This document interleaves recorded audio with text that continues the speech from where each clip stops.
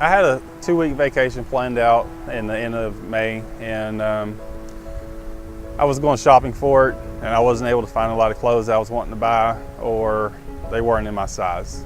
And it's kind of hard to believe, living in West Virginia, a heavily obese state, that there wasn't 2 or 3 X shirts. So I couldn't find them, and I was kind of a one to tumbling blocks for me. And then while I was on vacation, I was going down a water slide. Well, I was wanting to go down a water slide with my son, and there was a 250-pound weight limit, and then there was another weight limit. I think it was 400 pounds for 2 riders. My son's 80 pounds, so I made up for that extra weight that I couldn't do. And it was kind of hard looking at my son, knowing that, you know, with a healthier lifestyle like I'm living now, we could go down this water slide together. And with him having autism, it's kind of hard to explain to him why mommy can ride down it but daddy can't.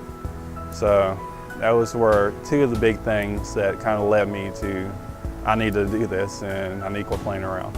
My mom, she's had heart issues. My grandfather, he died from a heart attack around 65. So I realized that there's a lot of people in the state, and where there's obesity, there's heart problems. So I realized that, you know, me being morbidly obese at the time, that I was going to that path, and I wanted to stay away from that path. And, you know, I think he had something around 10 heart attacks before he finally passed away, and open heart surgery, getting stents replaced and stuff like that. Like, that's not a lifestyle I want to live. First of all, I started off cutting off some of the sweets and some of the breads, quit snacking as often, try to hammer my meals down to 3 a day. And then I switched over to the more natural foods, less processed things, definitely cut out fast food for the longest. I mean, I think I might have had fast food maybe 4 times over 3 months, which most people have fast food 4 times in one day. So, and then I started off, I was walking already. I started hitting the elliptical. I had to lose 20 pounds before I could even get on my treadmill. So, and I started walking and running on my treadmill, and I slowly got myself to the point to where I could do a 5K and run a mile without stopping. Now I can run 6 miles without stopping. But it took me time to build up to that. And I'm not saying go sign up for a 10K tomorrow or a 5K tomorrow and hurt yourself. But you know, try to set your goals for things like that and use those things as motivations to keep yourself fit. You have to find some kind of motivation to get you started. And you're never too old, for one. You're never too young. Definitely not too young. But yeah, I mean, I've run these 5Ks and 10Ks, and there's 60, 70-year-old people out there running. I'm sure some of them have run their whole life, and I met some of them that are 50 years old and they just started running a couple months back.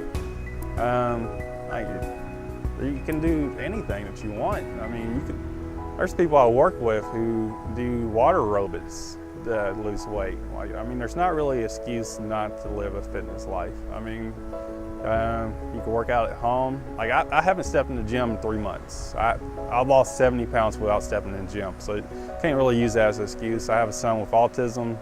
I don't really have the time. Me and my wife work different schedules. So I've learned to find that time to get my fitness in. And it doesn't matter what age you are or what your lifestyle is, you can find time to be fit.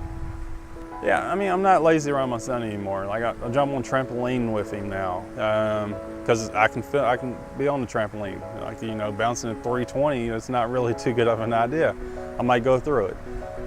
Walking train walks with him. Sometimes we go on 2-3 mile walks. Going to places like Sesame Place or Kings Island. I mean, you don't think about it, but you're out walking for 8 to 10 hours a day, and I mean, that can be, you know, that's a lot of miles that you could be walking on your feet, and sometimes you just want to take a break, and I don't have that break feeling anymore. And I'm not telling my son I don't want to go to these places or do things with him because I'm lazy, because I realize that I can do these things now. And I definitely want to stick around with him as long as possible. Like, I want to be out running with him. If he wants to decide to do 5Ks or 10Ks or racing or whatever, I want to be able to do those things with him. Or if he gets into football or basketball, I want to be able to go out there and play with my son.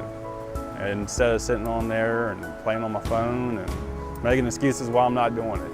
And that excuse usually is that I'm overweight or I'm fat and I don't feel like doing it. So I don't have that excuse anymore, and I'm actually being with my son more often.